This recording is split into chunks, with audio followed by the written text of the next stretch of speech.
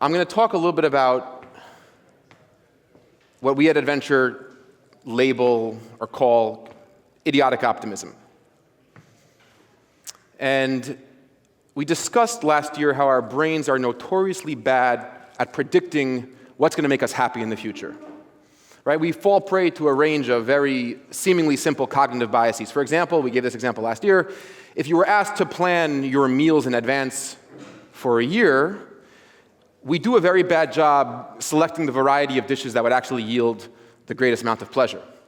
And we discussed that an optimistic lens through which to see ourselves, to see the world, it requires blind spots. It requires a miscalibrated future scope. And our brain's inability to accurately predict the future is exactly what unlocks our capacity to feel optimism, to feel a sense of irrational hope. But let's define idiotic optimism a little bit more clearly. According to the dictionary, it means lacking a certain forethought or caution. Optimism, a disposition or tendency to look on the more favorable side of things, to expect the most favorable outcome. But another definition is the belief that goodness pervades reality, and the best definition is the belief that goodness induces reality. And induce means to lead or move by persuasion or influence as to some action or state of mind. So the idiotic optimist is somebody who understands that mindset impacts reality, foregoing a certain amount of forethought. So let's go a little bit deeper into these ideas. And speaking of ideas, every idea that you have has some good parts, has some bad parts. Think about the last time you shared an idea with somebody. And how did that person react? Were they excited? Were they sort of attaching themselves to the good parts of the idea, or were they immediately dismissive? And how do you react when somebody gives you an idea of theirs? You might have an idea for starting a business, right? So statistically, you're likely to fail. That's a reason not to start. You have no money. That's another reason. But there might be some good elements to that idea. There might be a market for it. Here's an idea for how to get this product made for cheap or how to land your first customer. And the same thing is true for planning an exciting family adventure. There's good and bad elements to that idea, and same thing is true for the idea of offering your wife your opinion. Okay, so look, the idiotic optimist is not dumb. They're not unaware of the negative. He or she is just more interested in figuring out why something might work more than why something won't work. Why I can is greater than I can't. Why maybe yes is a better way to look at things than probably no. And the research is in. Optimistic people are happier, more satisfied with life, less anxious and less depressed. Optimistic people have higher self-esteem and have longer than average life expectancies. So how do we translate this into our own life? We typically look at this as a three-point continuum, three different dimensions, right? You have pessimists, you have realists, and you have optimists. And what do pessimists say? Pessimists say, I'm not a pessimist. They say, I'm a realist.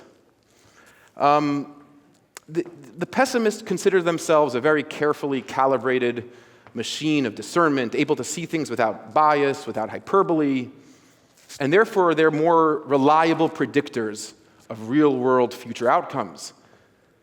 And here's the thing, they're often right, but they're not completely right. Pessimists or realists, they're the same thing. I don't think there's really a difference between them. I think realists are pessimists in disguise. They believe that they could better predict that center line called reality. They think that with a more objective mindset, and a more objective understanding of how the world works, they're going to land closer to that center mark. But that mark, that center mark, it isn't really there. That continuum is wrong. We assume reality is a set of R's and aren'ts, real and fake, fact and fiction. And that's not a stupid idea. We collectively, as mankind, as people, we agree on a lot of things. We agree that school buses are yellow. We agree, except for Daniel Hazan, that you should never put pineapple on a peanut butter bagel. And of course, we all agree that the Jews caused the solar eclipse. It was tax week. But look, reality is not a fixed line within that range. Instead, reality is an experience that's curated and influenced by what we anticipate reality to be. Last year, we quoted William Roberts. He said, the human brain is an anticipation machine, and making future is the most important thing that it does. But we could rely on relatively recent neuroscientific research to update this quote. The human brain is an inspiration machine, and making reality is the most important thing that it does. We're all familiar with the placebo effect, but an interesting phenomenon is that the placebo effect, or placebo, administered by syringe, is far more effective than a placebo administered by pill, because our brains predict that the syringe is a more potent delivery device for medication. In the 1990s, Professor Irene Tracy showed a striking fMRI study that religious experiences have a very high ability to regulate experiences of physical suffering. Neuroscientists call this sort of thing active reframing, a way to hack our own, what they call predictive minds, our predictive brains. Concluding, and a lot of researchers have sort of written about this recently, that it is very much within our power to induce a reality based on predictions about reality. So here's the key insight. The brain does not passively wait for inward-looking information to arrive via the nerves, as previously assumed. Instead, the brain proactively predicts the arrival and intensity of information, up or down regulating experiential signals accordingly. So in traditional psychiatry, this is how it used to work. Diagnoses were made and treatments were given based on correlated sets of symptoms and disorders, chemical changes in the brain. This is the structural or physiological way of looking at behaviors and disorders. But an emerging approach that's called computational psychiatry approaches mental health very differently.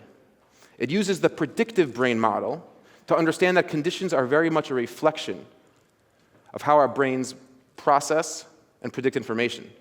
And this approach has been most notably applied to what we call functional disorders, cases where physical symptoms such as motor problems, paralysis, or even blindness are present, but no standard physiological cause can be detected. That's what they call a functional disorder. So here's an example. Tubular vision field defect is a very common example of one such functional disorder where patients report a visual dead zone of exactly the same diameter no matter how close or far their visual field is being tested. This is optically impossible. If you hold something in front of your eye a foot away, it's going to appear to take up more of the visual field than if you held it 2 feet away. So what could be going on? This pattern of impairment is not optically possible, but what's more important is that researchers found that the shape of impairment follows the shape of the person's own predictions about their impairment. The brain strongly predicts a uniform, tunnel, tube-shaped loss of vision, which is what they experience.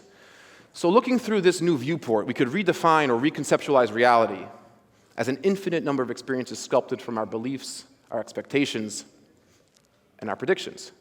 But why does the predictive brain play such a strong role, carving our experienced reality out of whole cloth? And what does this have to do, practically speaking, with idiotic optimism? The answer has a lot to do with how our brains deploy attention. Neuroscientists call this phenomenon precision attention weighing. So named after American physician Charles Franklin Hoover, Hoover sign is a great example of this mysterious precision attention weighing in action. So a patient, for example, with no mobility in their left leg, they cannot move it, they cannot exert pressure, they walk into their doctor's office, the doctor sits them down or lays them down and says, lift your right leg. Okay, so everybody could lift their right, everyone sitting, sit up straight, back off the chair, lift your right leg.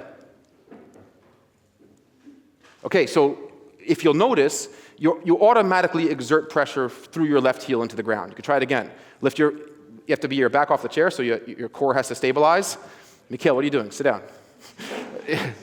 No, he's French. Right leg is just the right leg. So now your left foot is going to exert pressure to stabilize. So what happens in a lot of these patients with a functional disorder, so if it's a physiological structural disorder, the patient cannot exert any pressure in the left leg, but many patients were perfectly capable of exerting full amounts of pressure in their left leg. So when the brain was distracted, Hoover's sign showed that when the brain's attention was directed elsewhere, these patients with a severe functional disorder, it wasn't make-believe. This was a 100% real impairment. It was not voluntary. But when the attention mechanisms in the brain were displaced, full range of motion and power was able to be restored.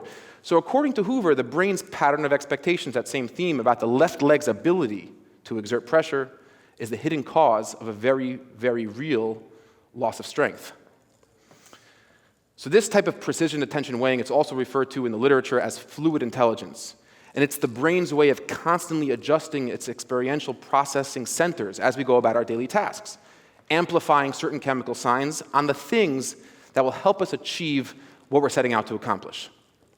And this is precisely why optimists, whose predictive brains fixate irrationally on positive outcomes, on the could-bes, they're more successful, happier, and they live longer. It's a cycle. The optimist's brain is using the predictive brain idea to create realities where more things are possible. And then their precision attention weighing mechanisms kick in to discover the actual strategies, the tools, the knowledge, the insights to make those experienced realities actual reality. So reality is not an absolute mark that's missed by either the pessimist or by the optimist. Reality is experience along an infinite spectrum, constantly created and changing and evolving based on our predictions. But while all of this is nice, what happened to us? At some point between childhood and adulthood, we went from our chests pumped to our backs hunched, trudging through the sludge of life. Everything is beige, gray, and if optimism is such a compelling way of being, why are all of us depressed and half of us suicidal? Okay, look, one of the many reasons, or one of the major challenges is fear.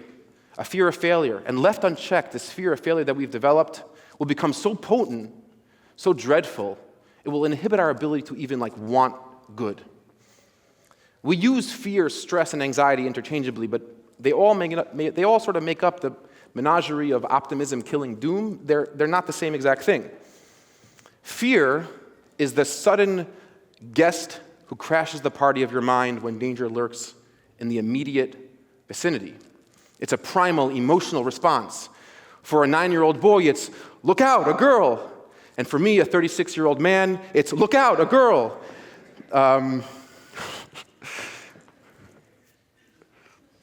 Okay, look, and if fear is the 100-yard dash sprinter, stress is a marathon runner, enduring and persistent. It's the brain's response to demands that seem to exceed our resources.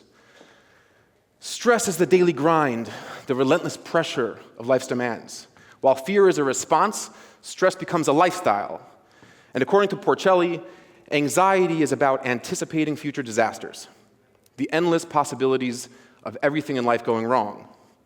And anxiety could maybe be thought of as stress that's lost its way, lingering even much longer and far after the stressor is actually gone. So we live with varying measures of, all of us, with fear, stress, anxiety. And the antidote to this type of crippling fear is not courage. The antidote to this type of fear is hope. And if we just practice reordering two elements in our decision-making framework, we can begin to regain a lot of this lost hope, a lot of this lost optimism. And to understand optimism, observe children. Typically, observe your own children. Observing other people's children will get you arrested. And no one captured this concept, at least for me, like Norman Rockwell. And it's no coincidence that almost all of his subjects were children. He famously said that it was common scenes that evoked the greatest emotion within him. Boys batting flies in a vacant lot, girls playing jacks on the front steps, and he wrote, "Commonplaces never become tiresome. It is we who become tired when we cease to be hopeful." This is one of my favorite Rockwell paintings. It's hanging in my office, Sunset, painted in 1926. And if you study Rockwell a little bit, you'll see a tremendous detail in his pictures, in his artwork. And every detail contributes to this picture of hope. And the fear, the stress, the anxiety that we as adults develop, it's a learned disorder. As we grow up, our neural networks reconfigure. We focus on likelihoods, compromises, and carefully considered System 2 formulas. But we also lose a very important viewport, that impulse to jump off the block at the sound of the pistol, that viscerally positive response to opportunity. As adults, we ready, aim, fire. Where did this come from, ready, aim, fire? This came from a drill manual. written by General Baron von Steuben. And look, the need for uniformity and predictability in firing sequences was crucial in the military. But while predictable uniformity is a very sensible objective when the stakes are really high, when you're trying to kill bad guys, this type of predictability is not going to serve you quite as well as you paddle down the meandering rivers of life. Einstein famously said, "He who joyfully marches to music and rank and file has already earned my contempt. For him, a spinal cord alone would have sufficed." And Einstein was the greatest champion of creativity, of curiosity, of optimism, but yet at the same time, paradoxically, he was a master analyst who had no shortage of rational iron mooring him to the docks of reality. Children, in their states of unblemished optimism, are just ready fire. So here's a picture of my 7-year-old son with his 2 cousins by my parents' house in Huntington, Long Island. They were out there in the woods. I love this picture.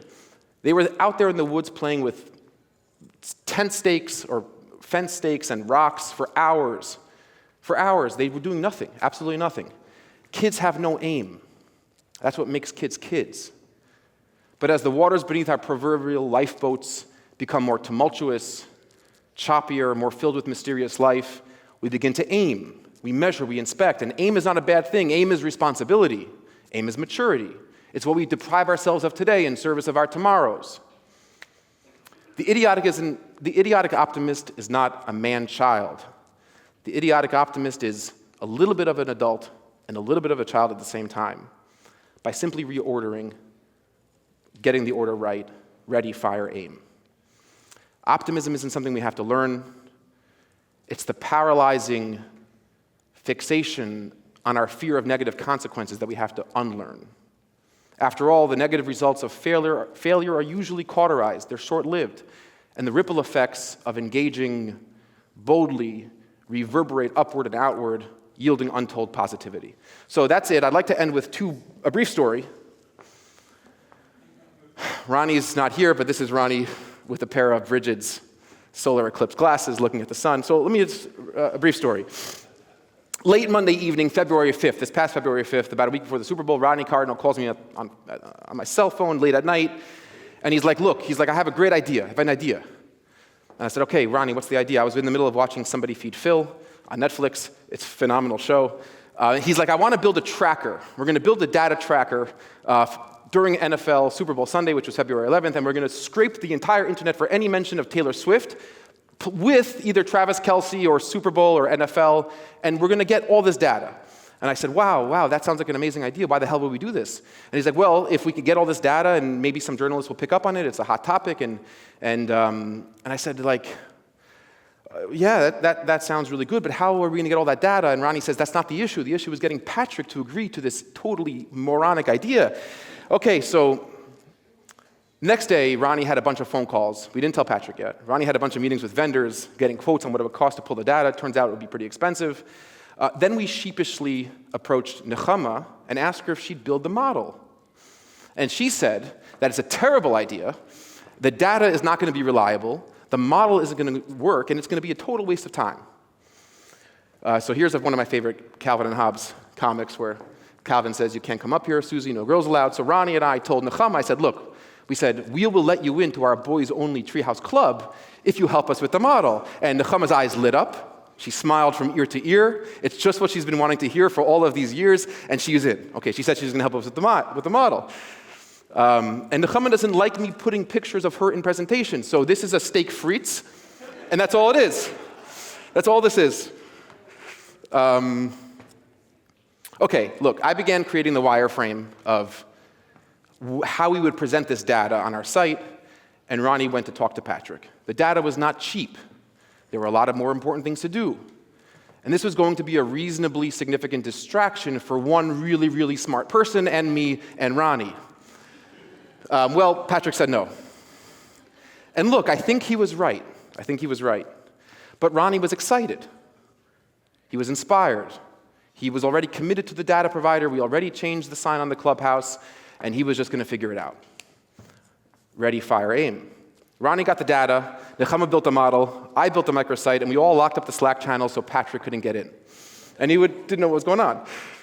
I spent the entire Super Bowl Sunday cold emailing 450 journalists who we knew had been writing about the Taylor Swift-Travis Kelce relationship, and at midnight, Jim Surgeon, an editor at USA Today, responded, asking me if we could modify this model a little bit to indicate how much an advertiser might have to pay in Super Bowl airtime to replicate the amount of impressions that the Taylor Swift-Travis Kelce relationship was driving to the NFL. I was like, okay, I called Nechama, I was like, could our model do this?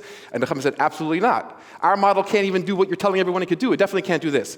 So I wrote back to Jim Surgeon, I said, our model was built to do that, no problem, yeah. So a few hours later, our data and insights were on the featured lead on USA Today's homepage. And an hour after that, after seeing USA Today's coverage, Angela Yang, one of the chief media correspondents at NBC Universal, reached out to me saying, hey, next time you do a project like this is super impressive. This model was like brilliant. Can you please reach out to me and maybe NBC could cover the story? Okay, so that's one story. Last story.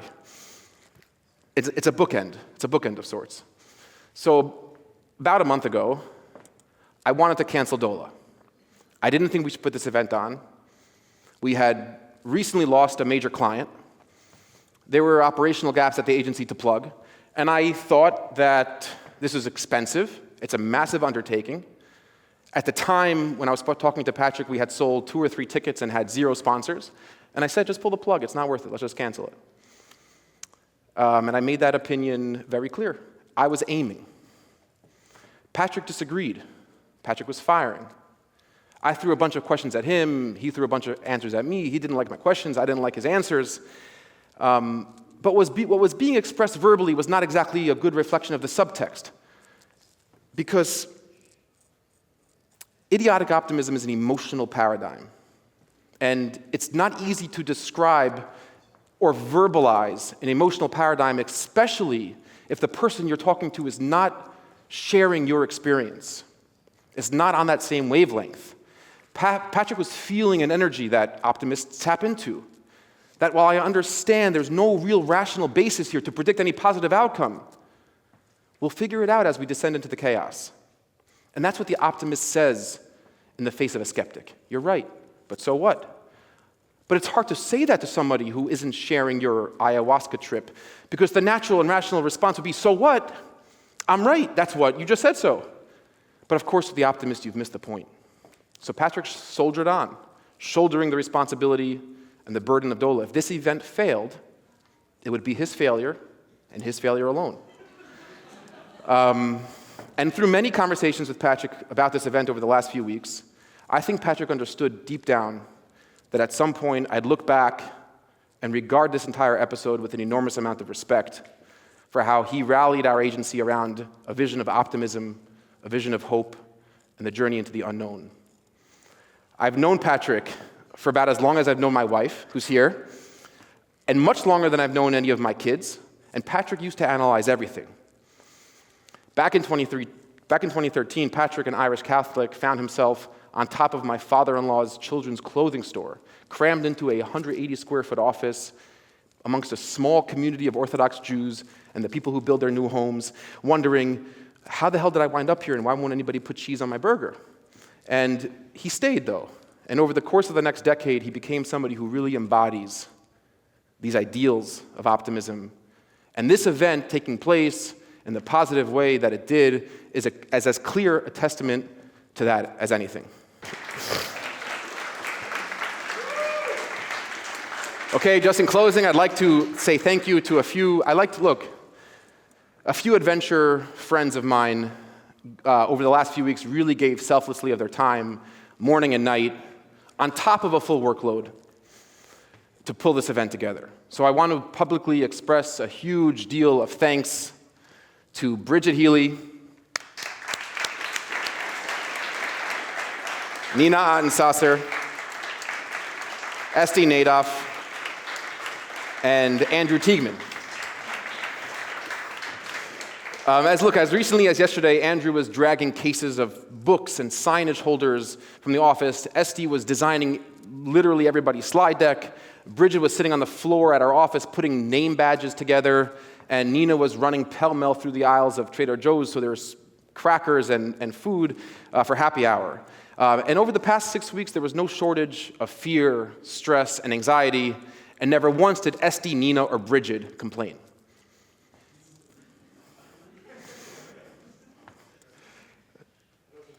The predictive brain and the persistent attention weighing are two scientific ways of understanding the mentality of an optimist. But beyond that, at a more metaphysical level, we know that there are unseen energies and forces in the universe. Call it God if religion is your jam. You can call it the muse if you're more persuaded by Greek mythology. And if you're rationally inclined, you could think of them as radio waves and frequencies. We know they're there, we just can't see them. And when you trade a little bit of calculation for hope, when you exchange a little bit of cynicism for belief, you allow yourself to interact with that ribbon of invisible matter that's especially reserved for those who choose to beat with an optimistic pulse. Thank you all for coming to DOLAH this year. And now we could drink. You want to talk?